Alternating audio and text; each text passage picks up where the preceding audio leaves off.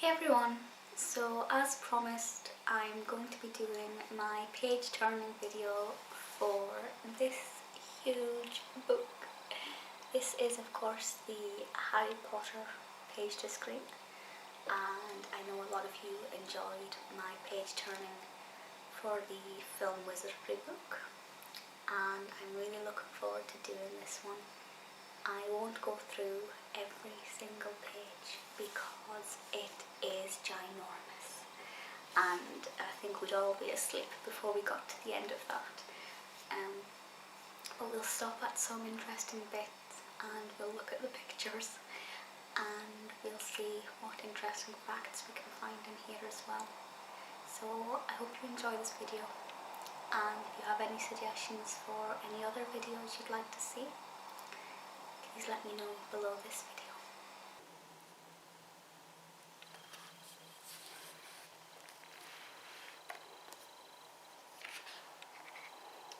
I think this image is gorgeous. It's too big to fit on the whole screen. We have Bellatrix just in the corner, but I think it's a really lovely way to sum up the films.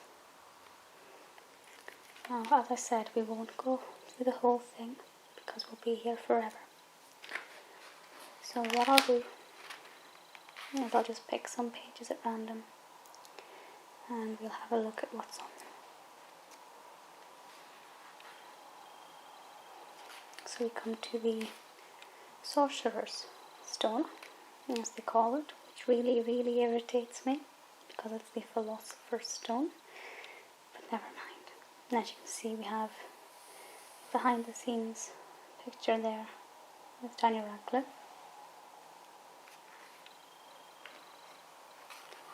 Here we have a wee look at Diagon Alley, which I really like. I think the sketches are lovely. If you've never been to Leadenhall Market in London, you should try and go because it was used for some of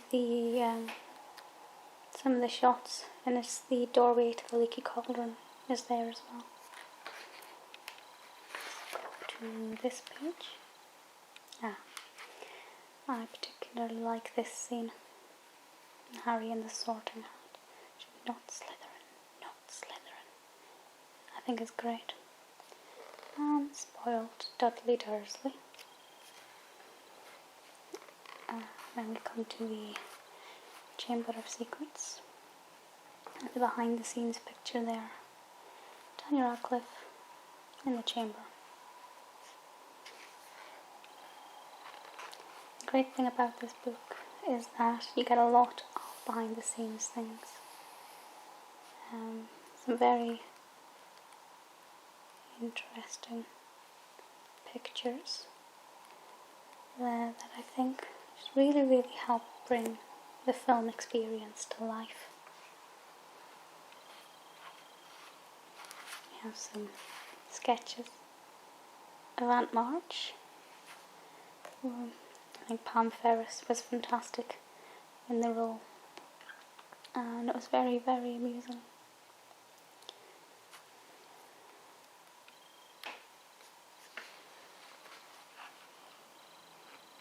Some beautiful images here.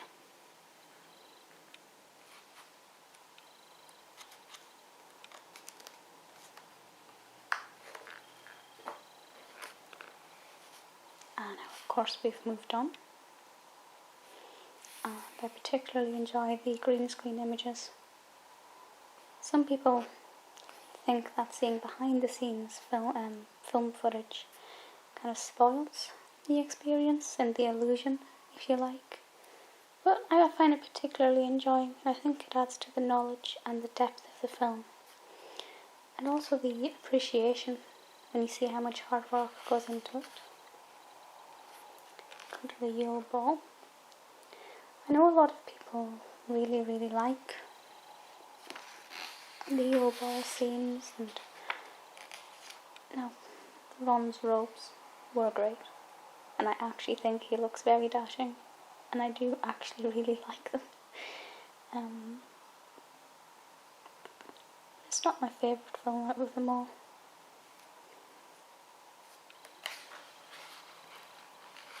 I do like the Goblet of Fire, though. Of course I do. It's Harry Potter, how could I not? But it's definitely not my favourite.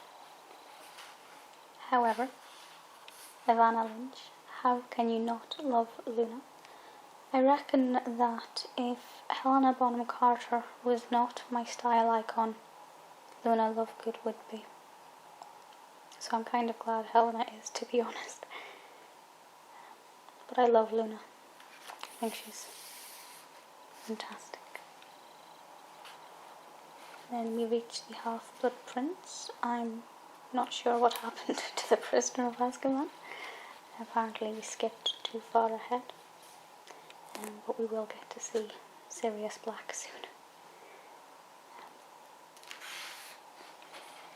Now, I do really like Half-Blood Prince.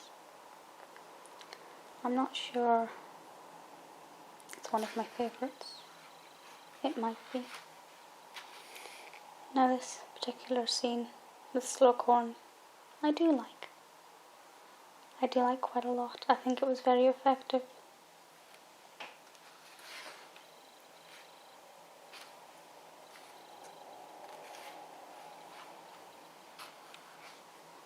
Some more behind the scenes footage with little Voldemort,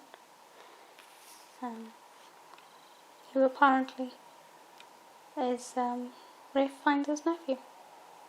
Hero finds Tiffin, which I did not know. So this book is very interesting. Oh dear. Of course this book contains major spoilers. Beautiful, beautiful dagger. I actually now have a replica of this. And it's really, really good quality. Really, really sad scenes though. I think everybody cried at that moment. Gringotts.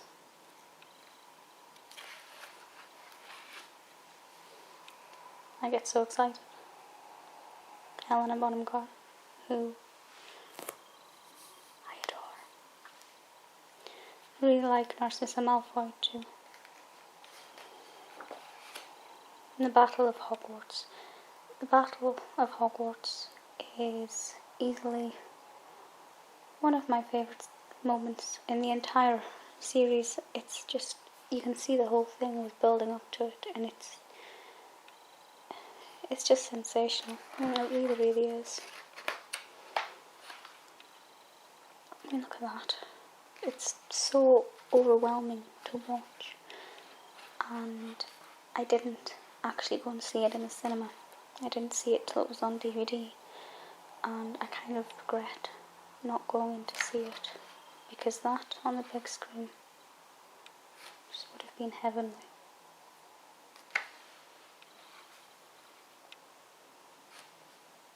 How just iconic is that? I think this image, for so many people my age, slightly older, slightly younger, basically sums up childhood and the progression through to teenage years and into adulthood. Because Harry Potter followed many of us, or perhaps we were the ones following Harry, I'm not sure. So we're done with the films in sequence, and now we get a look at the making of it. Very amusing picture there. Find Voldemort. I really like Voldemort, but that terrifies me. Mad-Eye Moody. Again, another really, really brilliant character. Then we have the ever gorgeous, perfect, stunning, dashing David Tennant as Barty Crouch Jr. And I love him. And he is sensational. I love Umbridge as well. I guess I love to hate her because she's such a wonderful character. I find her very inspirational. The way Imelda Staunton plays her really sticks in the mind when I'm creating my own characters. I can't shake this image of Umbridge.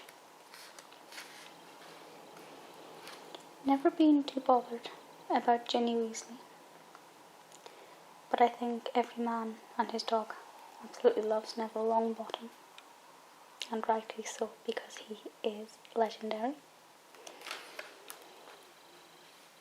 Again, Draco, I really want to buy another cat and call it Malfoy. I won't, but I want to. Skip ahead a bit. We've returned to the Goblet of Fire, which, as I said, was not one of my favourite films, but it was good. Ollivander is brilliant. I think Wormtail is brilliant. There's something about Timothy Spall that is just addictive. I think his acting is wonderful and he's great in Sweeney Todd, but as Wormtail, it's just comical and entertaining, but really sinister at the same time. It's quite something to watch. Fenrir Greyback and the Snatchers. And then Dobby. I don't think it's possible to keep a dry eye when Dobby's concerned, even when you're watching the second film or the later films. Once you've seen the second last film, it's just heart-wrenching. It really is. We get a lot of the elves and Dobby in this, and Creature and Grope. I love the Hogwarts ghosts. I wish they perhaps had a more prominent role at times. Hagrid's hut here, which I think a lot of my favourite scenes take place in Hagrid's hut. And I think this image here, if you can see it, is quite striking. You've got Emma Watson at the top from the first film, and her legs don't even come over the seat. I realise you can't even see what I'm doing. And then Emma Watson and the Prisoner of Azkaban. The Order of the Phoenix even. And it's just lovely to see these changes and seeing them grow to the common room. Bits of the common room are at the Harry Potter tour in Leavesden, as is Dumbledore's office, and I'm really annoyed at myself because it looks just like this at the tour, and when I went I did not see the Sword of Gryffindor. If I'm not mistaken, it's either in this bit over here or in this bit. Of course they probably move it around from time to time, but when I went I believe it was at one of the sides or on the desk. And I just, from the angle that I've taken a photograph of it, you cannot see the sword. I'm really annoyed at myself. The library. I'm desperate to visit the Bodleian Library to see the moving staircases.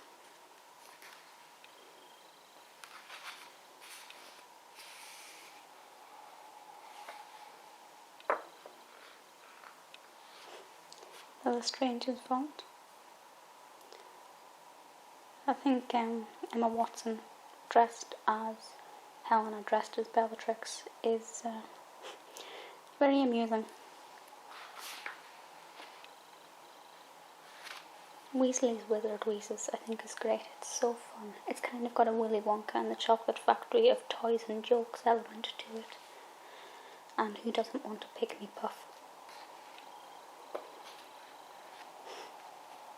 Honeydukes. And the Hog's Head.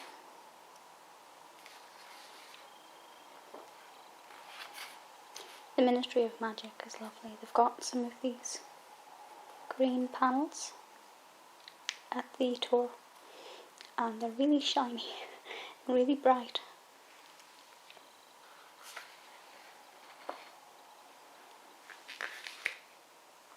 Quite a frightening scene when they're on trial.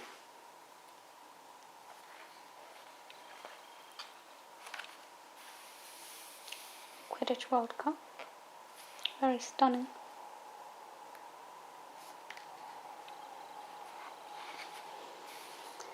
Privet Drive. One of the most iconic houses, or visual house exteriors, which again is at the tour. I think a lot of people wanted to live in Privet Drive when we were younger. Apart from when the Dementors come, that would not be exciting.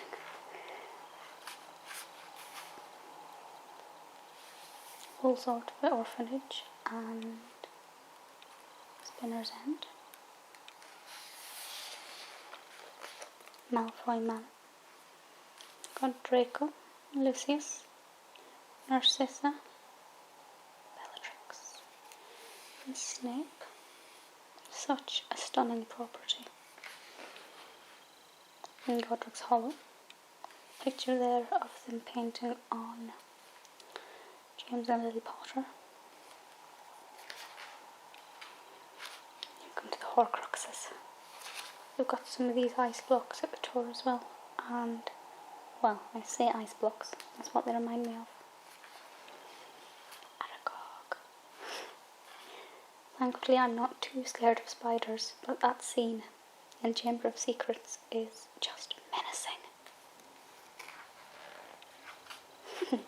Some Cornish pixies. I just think the way they interact with Neville Longbottom in the Chamber of Secrets is brilliant, and Lockhart's response is just so fun. Images of the Hungarian Horntail.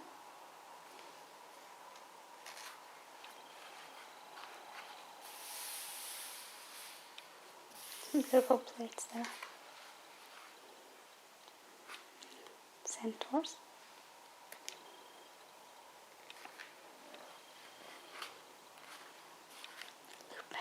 I love Lupin.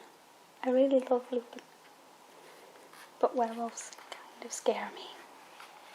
Nagini. Oh, I love Nagini. If you haven't guessed, I am Slytherin.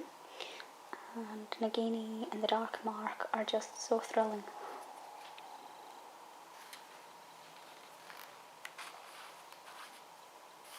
All of wands.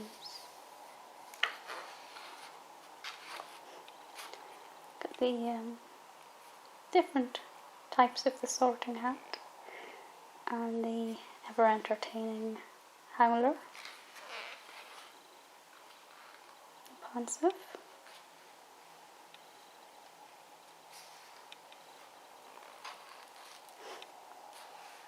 early concepts of the broomstick.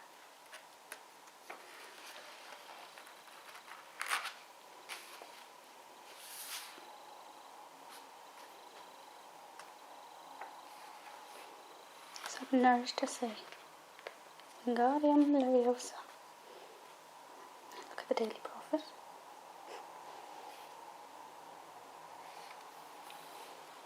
And some more images from the Goblet of Fire. And then we come to the end, which is really, really sad. Whenever you get to the end of the book, you kind of feel like you've reached the end of the films all over again. And it's really emotional.